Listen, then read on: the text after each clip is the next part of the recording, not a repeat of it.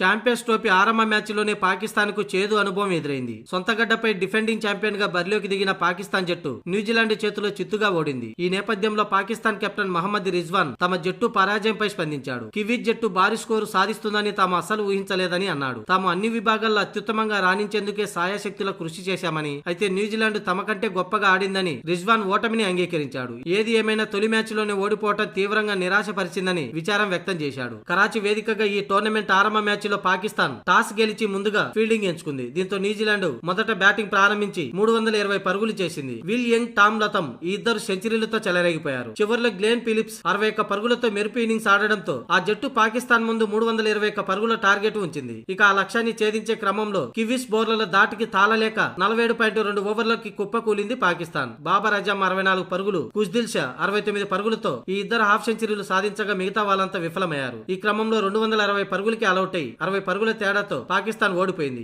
ఈ నేపథ్యంలో మ్యాచ్ ఓటమి అనంతరం రిజ్వాన్ మాట్లాడుతూ న్యూజిలాండ్ భారీ స్కోరు సాధిస్తుందని మేము అస్సలు ఊహించలేదు. మామూలుగా అయితే ఈ పిచ్చిపై 260 పరుగులకే కట్టడి చేయాలని భావించాం. కానీ మా పరిధి మేర అత్యుత్తమ ప్రదర్శన ఇచ్చేందుకు కృషి చేశాం. అయితే మాకంటే గొప్పగా న్యూజిలాండ్ ఆడడం వల్లే టార్గెట్ భారీగా ఉంచిందని రిజ్వాన్ అన్నాడు. నిజంగా ఈ పిచ్చి బ్యాటింగ్ కు పెద్దగా సహకరించలేదు. మా బౌలింగ్ వైఫల్యం చివర్లో దారుణంగా పరుగులు ఇవ్వాల్సి వచ్చిందని రిజ్వాన్ పేర్కొన్నాడు. ఇక ఫలితం ఏదైనా దాని గురించి ఆలోచిస్తూ కూర్చోలేం. మిగతా మ్యాచ్లలో మరింత మెరుగ్గా ఆడే ప్రయత్నం చేస్తామని రిజ్వాన్ పేర్కొన్నాడు. తర్వాత మ్యాచ్ లో భారత్ మాకు బలంగా కనిపిస్తున్నా ఆ జట్టును ఓడించేందుకు అన్ని విధాలుగా కృషి చేసి ఛాంపియన్స్ లో సెమీస్ చేరే అవకాశాలని అందిపుచ్చుకుంటామని రిజ్వాన్ పేర్కొన్నాడు. ఇక మీదట మిగతా 2 మ్యాచ్లు మాకు సవాల్ లాంటిదేనని రిజ్వాన్ అన్నాడు.